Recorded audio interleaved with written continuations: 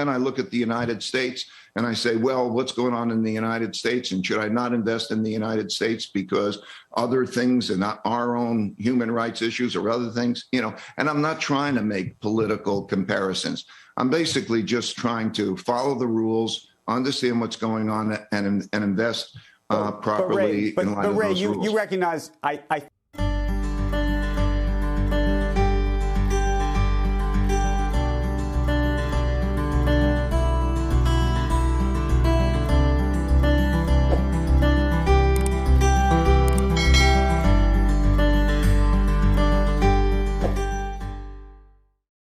one of the quick questions I just want to ask you on China, though, is clearly there's human rights issues. There's questions right now about this Chinese tennis player, Peng Shuai. There have been questions about Jack Ma. How do you think about that piece of it when it relates to investing there? Well, I can't be an expert in those types of things. What I basically do, and for 50 years I invest all over the world, I look to whatever the rules are. If the government has a policy that I should do a certain thing and so on, but I can't be an expert in all of those particular dynamics of that. I really have no idea. So the guidance of the government is the most important thing.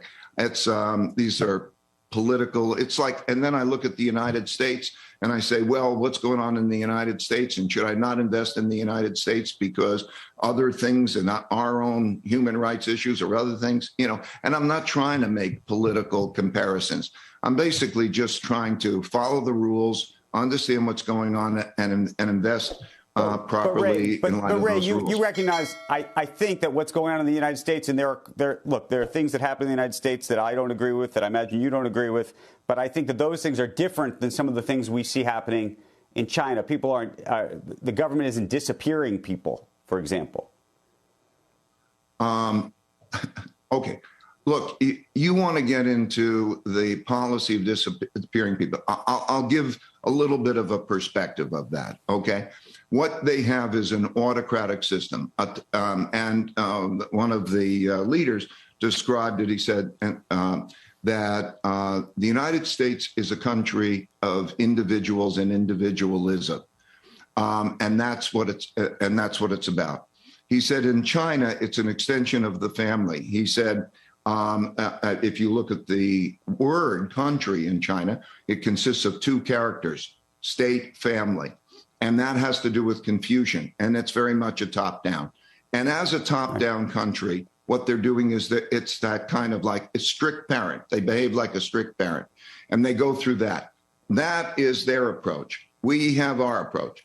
That's a question. The notion of whatever they're doing in terms of calling in people and then behaving in a certain way, that's their approach. If I picked that, evaluated all approaches around the world in all countries, I'd be in a bind to try to find out, where do I invest and so on. It's just not my domain, and I'll leave it to the government to make those decisions. And that's my basic approach.